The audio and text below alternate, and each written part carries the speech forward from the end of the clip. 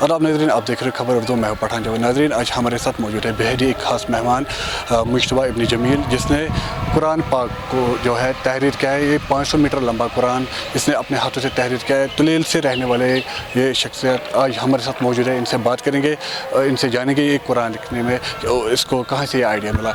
ये बताइए कि आपने ये कुरान जो तहरीर किया है तो कैसे आपको ख्याल आया मैं तहरीर इस कुरान को? तकरीबन 4-5 साल में 3-4 नुस्खे जो है कुरान के लिखने के बाद उसके बाद मेरे जहन में ये ख्याल आया कि अब मुझे मुख्तलिफ अंदाज में इस प्रोजेक्ट को करना चाहिए। तो फिर तकरीबन 2016 के शुरुआत में मैंने इस प्रोजेक्ट को ये मेरा जहन में आइडिया आया था, लेकिन उसके बाद 2021 के आखिर में मैंने इसके जो मटेरियल है वो अरेंज किया। तो उसके बाद मैंने शुरू किया, तकरीबन 7 महीने में ये प्रोजेक्ट जो है मुकम्मल कर लिया मैंने।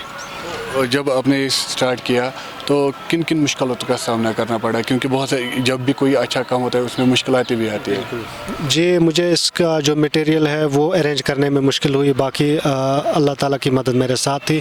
थोड़ी बहुत मुश्किल पेश आई, जो कि मुझे पेपर वगैरह यहाँ नहीं मिल पाया कश्मीर में, फिर मुझे दिल्ली जाना पड़ा, वहाँ मैंने अरेंज किया। और वहाँ की जो गर्मी थी उसने थोड़ा बहुत परेशान किया, बाकी कोई ख़ास मुश्किल पेश नहीं आई। कितना टाइम आपने दिया इसके साथ लिखने में? कब आप तहरीर करी? कोई ख़ास वक्त आपने चुना था इसको तहरीर करने के लिए? जी, ख़ास वक्त मैंने सिर्फ जो 5.5 घंटे में सोता था उसके लिए ख़ास वक्त मैंने रखा था। बाकी जितना भी वक्त बचता था तकरीबन 18 घंटे वो मैं मुकम्मल इसी प्रोजेक्ट के लिए देता था।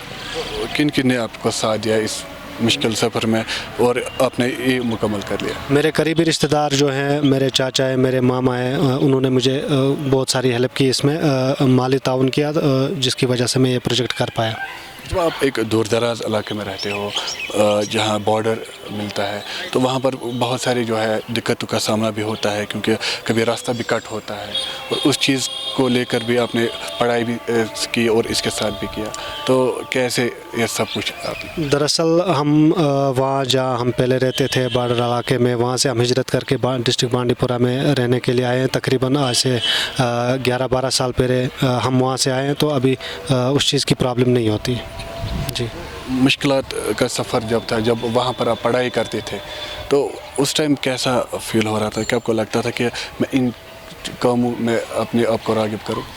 जी, पढ़ाई जो है वो मैंने मैट्रिक तक ही पढ़ी है, क्योंकि मुझे मैथ में कमज़ोरी होने की वजह से मैं आगे नहीं पढ़ पाया। लेकिन तब से मैं मुकम्मल इसी काम के साथ हूँ। मैं कैलीग्राफी कर रहा हूँ, तो तकरीबन पिछले 7 साल से मैं मुकम्मल इसी काम के साथ लगा हूँ। मैंने तकरीबन ये मेरा चौथा नुस्खा है जो मैंने अपने हाथ से तहरीर किया है। इसके अलावा अपनी लैंग्वेज में मैंने पहले ट्रांसलेशन भी की है, जिसका काम जो है वो आखिरी मरहले पर चल रहा है। इंशाल्लाह वो भी बहुत जल्द मुकम्मल होगी। इसके बाद अब वो ट्रांसलेशन जो आपने किया वो आप सामने आएगा? जी, इंशाल्लाह उम्मीद है कि वो बहुत जल्द मुकम्मल हो जाए और मंज़िल आम पर आ जाए। मुश्तबा, बहुत सारे ऐसे नौजवान हैं जो आपकी उम्र के हैं या आपकी छोटी की उम्र से, वो काफ़ी ज़्यादा बुराइयों में लगे हुए हैं, और क्या उनको मैसेज देंगे आप कि अपना ताल्लुक़ जो है वो अल्लाह की किताब के साथ बनाए रखें? इसी में हमारी दुनिया और आखिरत जो है मुनस्सिर है, इसी में हमारी कामयाबी है। हमें अपना जो ताल्लुक़ है वो अल्लाह ताला के कलाम के साथ बनाना चाहिए। इंशाल्लाह अल्लाह ताला सारी बुराइयों से निकाल के रोशनी की तरफ ले जाएंगे। एक इज़्ज़त बख्शी आपने, अल्लाह ने आपको एक इज़्ज़त बख्शी है, जो आपके घर वाले वो कितना खुश है आपसे?